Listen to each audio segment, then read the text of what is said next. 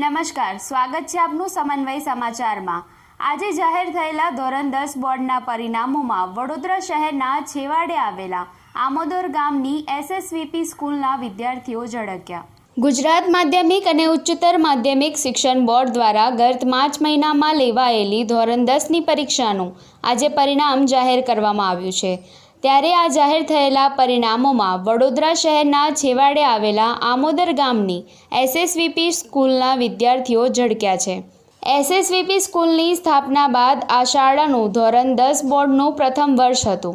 અમારે એસએસવીપી સ્કૂલ આમોદર એમાં કોન્સેપ્ટ હતું રાધેશ્યામ સ્ટડી સેન્ટરથી એમને ખૂબ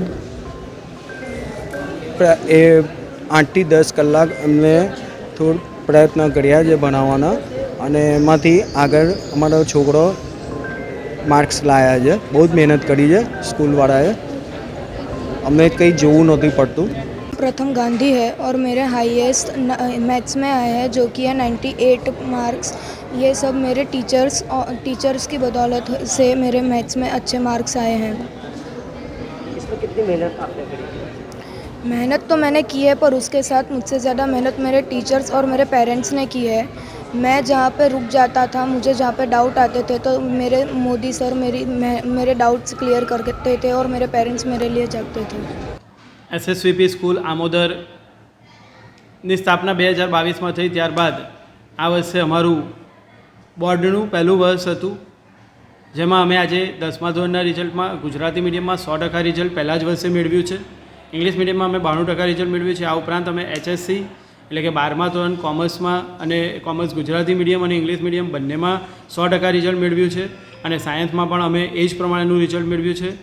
તો આજે જ્યારે શહેર વિસ્તારના છોકરાઓ સારી સગવડો લઈને ભણતા હોય છે ત્યારે અમારા director Shri Jaiswal sir, Lata madam, Dimple madam અને ચેતલ સરનું એક સપનું હતું કે ગ્રામ્ય વિસ્તારના છોકરાઓને પણ આ જ પ્રમાણેની સગવડ મળવી જોઈએ અને એના કારણે એમણે એક ટીમની રચના કરી, જેમાં 9 થી 12 ધોરણ ગુજરાતી મીડિયમમાં અને ઇંગ્લિશ મીડિયમમાં અમે લોકો રાધેશ્યામ સ્ટડી સેન્ટર, અમારી જોડે શ્રીજી ગ્રુપ ઓફ સાયન્સ એ આખું 11-12 સાયન્સ ઇંગ્લિશ મીડિયમ કોમર્સ અને અપાર ઇન્સ્ટિટ્યૂટમાં અનુકૂળ સર, અમિત સર દ્વારા આખું જ ઇંગ્લિશ મીડિયમ 11-12 કોમર્સ જોવામાં આવે છે।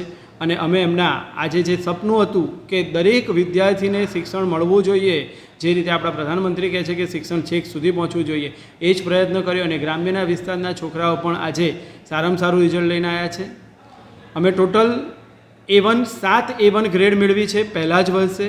એનો શ્રેય અમારા આચાર્ય શ્રી જ્યોતિ મેડમને જાય છે, જેમણે સતત બાળકોને માર્ગદર્શન આપ્યા કર્યું કઈ રીતે ભણવાનું, શું કરવાનું। અમારા બાળકો શાળામાં છેલ્લે સુધી આવતા હતા।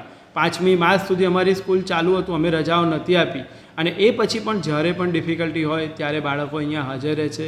એમને અમારા પ્રિન્સિપલશ્રી, અમારા ટ્રસ્ટીશ્રી, લતા મેડમનું અને બધાનું જ સતત માર્ગદર્શન મળતું રહે છે, જેના લીધે અમે શ્રેષ્ઠ રિઝલ્ટ મેળવી શકીએ। જેમાં શાળાના ગુજરાતી માધ્યમનું પરિણામ 100% આવ્યું છે, જ્યારે અંગ્રેજી મીડિયમનું પરિણામ 92% આવ્યું છે। મહત્વનું છે કે આજે જાહેર થયેલા પરિણામોમાં શાળાના મહત્તમ વિદ્યાર્થીઓએ A1 ગ્રેડ પ્રાપ્ત કરી છે।